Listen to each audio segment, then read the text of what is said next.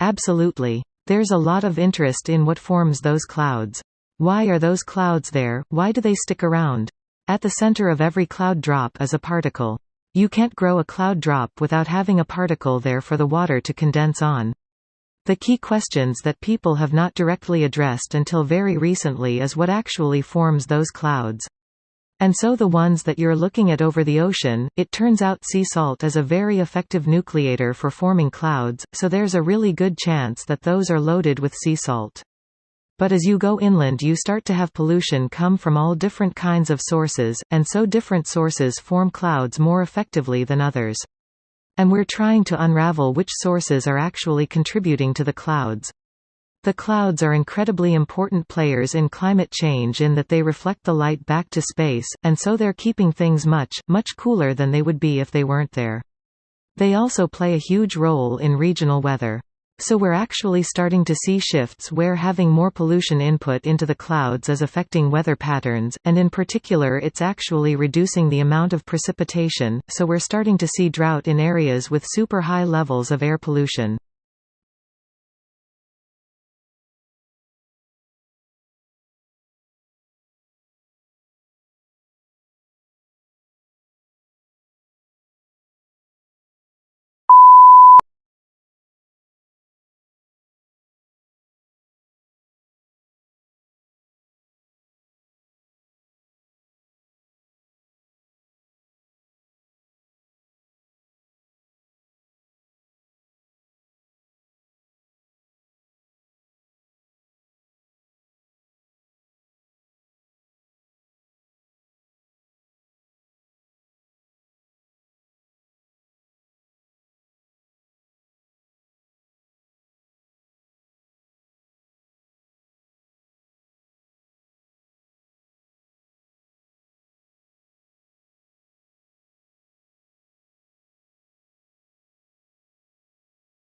So, we were founded just over 10 years ago, when I was in the Royal Academy, a museum in the centre of London, with my 3 children, at the Aztec exhibition.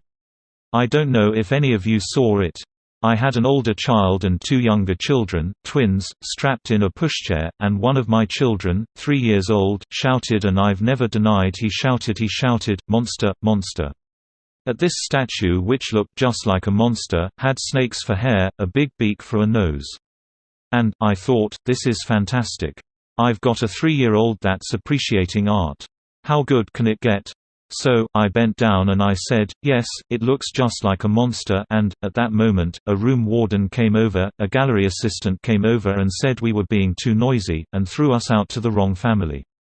I was, at that time, a journalist with The Guardian newspaper, and 2 days later wrote a big piece in The Guardian about being thrown out of the Royal Academy. What was really interesting was, by the end of that day, we had, at the paper, over 500 emails from other families saying, museums aren't working for us. Let's try and make it work. So, that's what we did.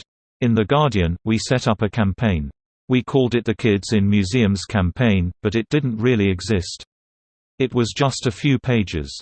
We ran loads of stories on it. I began touring the country talking about how to make your museum family friendly.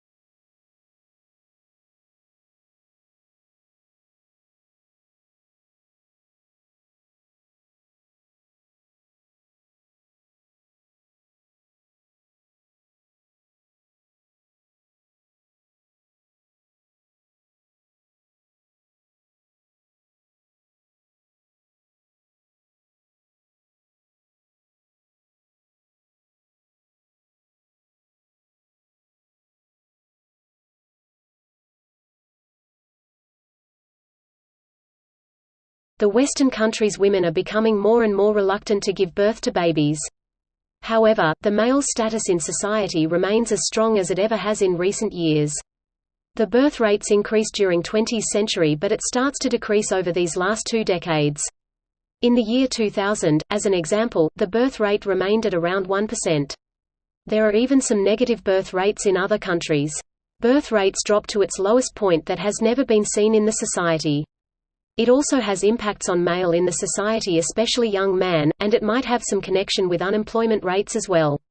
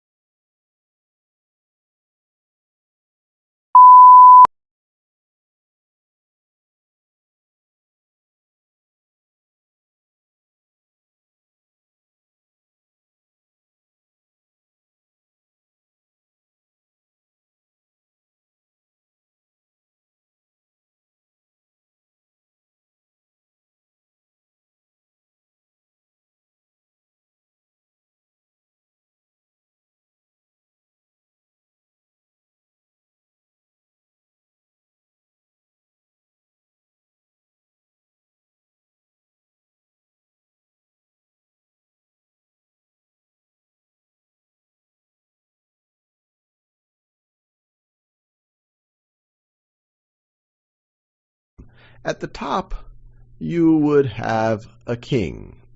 Now, the king would rule over a kingdom. Now, this is not so easy to govern, especially during the Middle Ages, and the king might owe many people things, especially people who helped the king come to power, helped him depose the previous king or to conquer this land. And so, in exchange for that, and to help govern, he might grant land or fiefs to other people. And the key currency in the Middle Ages under the feudal system is land, and land in exchange for loyalty and service. So this whole thing is a kingdom. Now right over here, this is a duchy. And a duchy will be controlled by a duke. I guess they didn't call it duchy because that just doesn't sound as serious. So the king might grant a duchy to a duke, and in exchange, the duke would provide loyalty, pledge their fealty. If the kingdom is threatened, the duke will fight alongside the king, would provide their own troops. If the king wants to go conquer other territories, same thing. And also provide the king with taxes, which might be in the form of coinage, depending on what time and region we are in the Middle Ages, or it might be in the form of a percentage of the agricultural production from this duchy.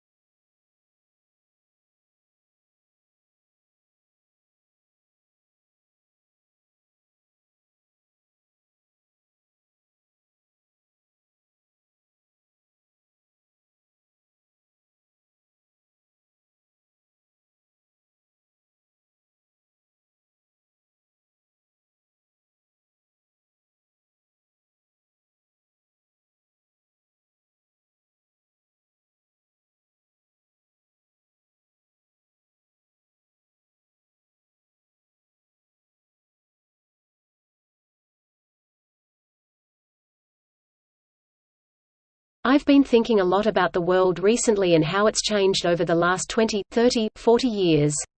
20 or 30 years ago, if a chicken caught a cold and sneezed and died in a remote village in East Asia, it would have been a tragedy for the chicken and its closest relatives, but I don't think there was much possibility of us fearing a global pandemic and the deaths of millions. 20 or 30 years ago, if a bank in North America lent too much money to some people who couldn't afford to pay it back and the bank went bust, that was bad for the lender and bad for the borrower, but we didn't imagine it would bring the global economic system to its knees for nearly a decade. This is globalization. This is the miracle that has enabled us to transship our bodies and our minds and our words and our pictures and our ideas and our teaching and our learning around the planet ever faster and ever cheaper. It's brought a lot of bad stuff, like the stuff that I just described, but it's also brought a lot of good stuff. A lot of us are not aware of the extraordinary successes of the Millennium Development Goals, several of which have achieved their targets long before the due date. That proves that this species of humanity is capable of achieving extraordinary progress if it really acts together and it really tries hard.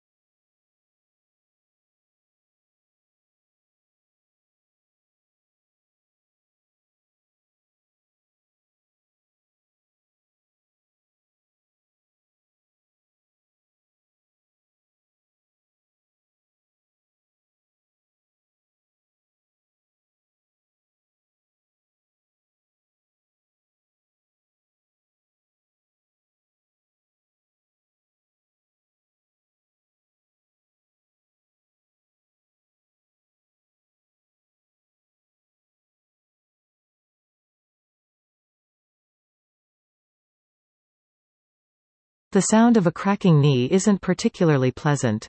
But it gets worse when you listen up close. Knee cracking recording, it does for most people. But for me, it actually just makes me excited. Omer Inan, an electrical engineer at Georgia Tech. I actually feel like there's some real information in them that can be exploited for the purposes of helping people with rehab. Inan's experience with cracking knees goes back to his days as an undergrad at Stanford, where he threw discus. If I had a really hard workout, then the next day, of course, I'd be sore, but I'd also sometimes feel this catching or popping or creaking every now and then in my knee. A few years later, he found himself building tiny microphones at a high-end audio company. So when he got to Georgia Tech and heard the Defense Advanced Research Projects Agency, DARPA, wanted better tech for knee injuries, he thought, knee cracking recording, why not strap tiny microphones to people's knees, to eavesdrop as their legs bend? What we think it is the cartilage and bone rubbing against each other, the surfaces inside the knee rubbing against each other, during those movements. He and a team of physiologists and engineers built a prototype with stretchy athletic tape and a few tiny mics and skin sensors. And preliminary tests on athletes suggest the squishy sounds the device picks up are more erratic, and more irregular, in an injured knee than in a healthy one. Which Inan says might allow patients and doctors to track healing after surgery. Details appear in the IEEE Transactions on Biomedical Engineering. The primary application we're targeting at first is to give people a decision aid during rehabilitation, following an acute knee injury, to help them understand when they can perform particular activities, and when they can move to different intensities of particular activities. A useful thing to take a crack at.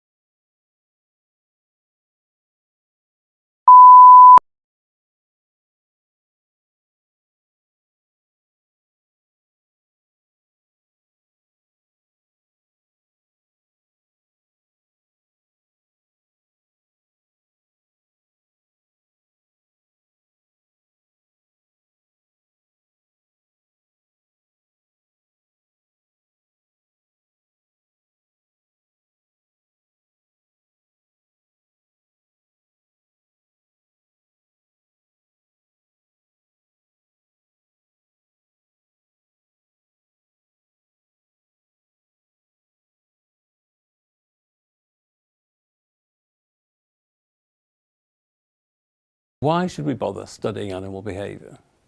Well, first and foremost, because we're interested in understanding why animals do what they do. There are lots of other reasons for studying animal behavior. Conservation biologists need to know what animals do if they're going to save them. Are those animals social or solitary? How much space do they need? And how many mates do they have?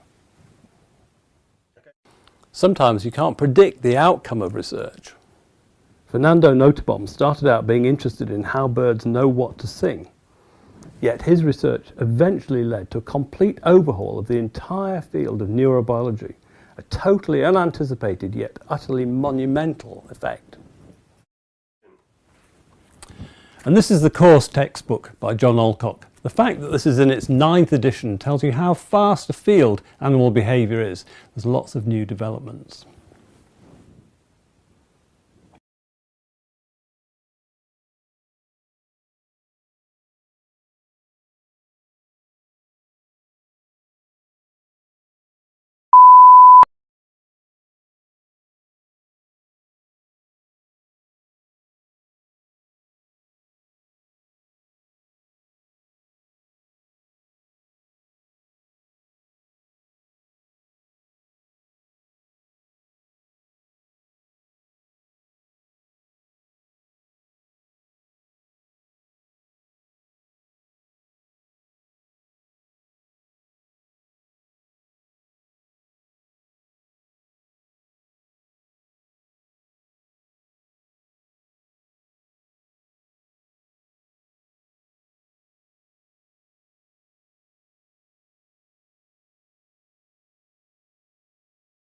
The impact on young Australians who are interested in buying a home of their own has been very significant. Australia's housing affordability now shapes the typical housing cycle or housing career as some people call it. Most Australians in the normal course of events are people who move through the housing cycle in a way that matches the stages of life that they're at. So, they move out of the family home in their late teens or early 20s as they gain their independence from their families, then they save for a home they can afford as either a group, or maybe a couple. And maybe they can upgrade it when they have a family in their middle age. They are more than likely to have paid off their mortgage. And that means they have housing security in their old age.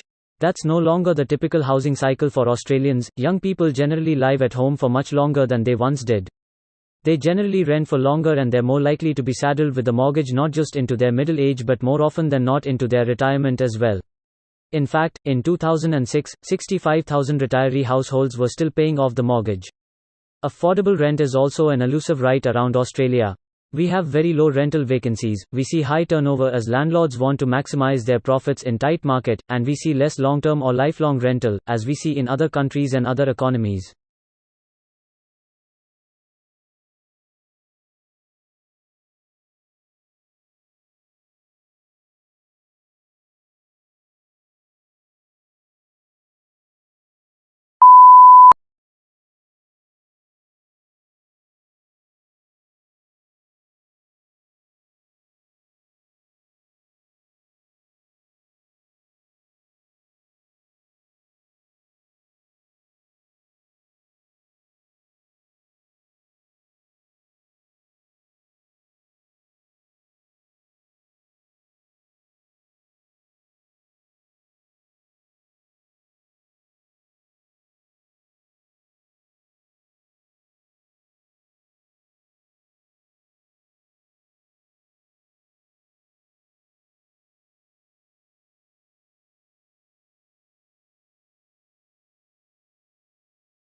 Happiness comes from frequency and quality of social relation.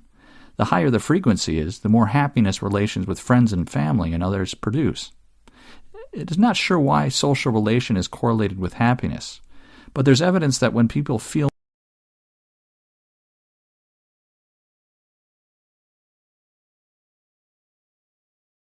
happiness comes from frequency and quality of social relation. The higher the frequency is, the more happiness relations with friends and family and others produce. It is not sure why social relation is correlated with happiness, but there's evidence that when people feel more satisfied with their social relations, they will feel happier. In turn, when people feel happier, they will get more satisfied with social relations. Happy people tend to be more social with friends and have more interaction between family. Some people wonder if their social activities make them happier, or their happy personalities drive them to be more social more with their friends and family.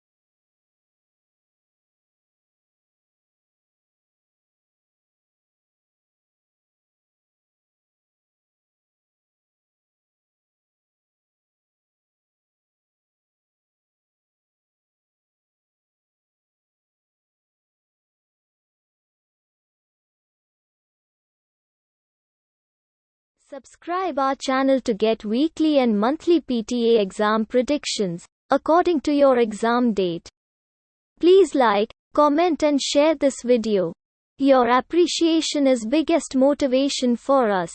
See you in next video.